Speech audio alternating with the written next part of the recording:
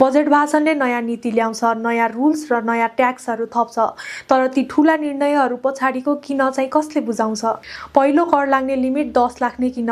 नेपालकै जलविद्युत प्रयोग गर्ने कुरा गर्दा पनि त्यसमा भ्याट किन? निजी अस्पताल र विद्यालयहरूमा थप कर किन?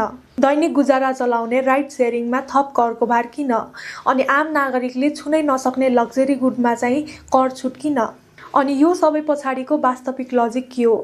यी निर्णयहरू कसका लागि गरिन्छन् र किन गरिन्छन् र यसका फाइदाहरू कसलाई हुन्छ र यसको कार्यान्वयनपछि वास्तविक जीवनमा कस्तो असर पर्छ?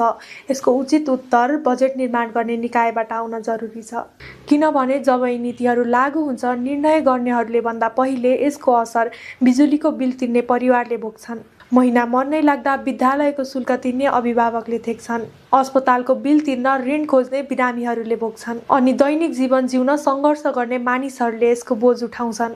त्यसैले सायद प्रत्येक बजेट भाषणपछि एउटा एक्सप्लेनेसन भाषण हुनुपर्छ, जहाँ सरकारले गरेका हरेक निर्णयहरू, जसले गर्दा आम नागरिकको दैनिक जीवनमा असर पर्छ, ती किन गरिए भन्ने कुरा सरल र स्पष्ट रूपमा बुझाइयोस्, ताकि सामान्य नागरिकले पनि सजिलै बुझ्न सकुन्। बजेटमा ल्याइएका हरेक नीतिहरूको पछाडिको कारण कस्तो छ? किनभने अन्त्यमा बजेट केवल एउटा सरकारी कागज होइन, यो त एउटा रोड म्याप हो, जसले लाखौँ नेपालीहरूको जीवनलाई दिशा दिन्छ।